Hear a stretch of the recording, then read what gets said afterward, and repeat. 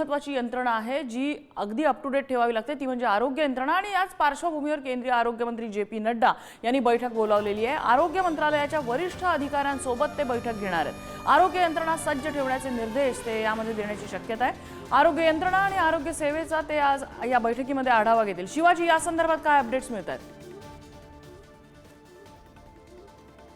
अगदीच या सगळ्यात महत्त्वाचं असतं की जेव्हा हल्ला होतो तेव्हा जे जखमी आहेत त्यांना वेळेवर उपचार मिळावा आणि इमर्जन्सी जे असतं ते अत्यंत महत्त्वाचं असतं। या काळामध्ये इमर्जन्सी म्हणून जे खाजगी हॉस्पिटल असतात त्यांना देखील त्या संदर्भामध्ये निर्देश देणं अपेक्षित असतं। खरं तर ही बैठक नम्रता या अगोदरच व्हायला हवी होती, कारण या संदर्भामध्ये चर्चा देखील सुरू होत्या।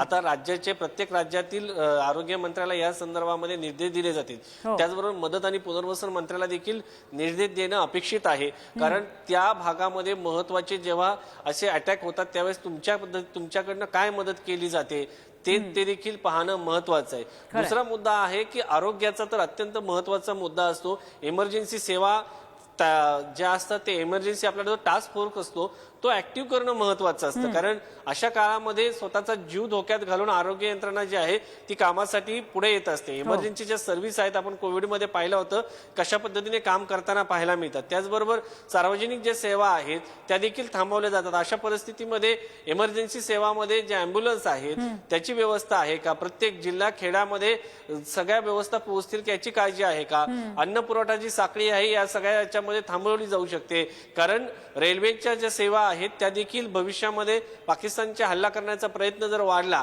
तर रेल्वे सेवा देखील विस्कळीत होऊ शकते। या सगळ्या गोष्टींचा विचार करणं अपेक्षित आहे, कारण पाकिस्तानने काल रात्री अचानक ज्या पद्धतीने भेकड पद्धतीने हल्ला केलेला आहे त्याची जाणीव भारतीयांना आहे। त्या दृष्टिकोनातून आता उपाययोजना करणं अपेक्षित आहे। अगदी, आणि युद्ध पातळीवर या उपाययोजना भारताने मला वाटतं प्रत्येक फ्रंटवरती सुरू केलेल्या आहेत। शिवाजी, अपडेट्स घेत राहू तुर्तास। धन्यवाद या माहितीबद्दल।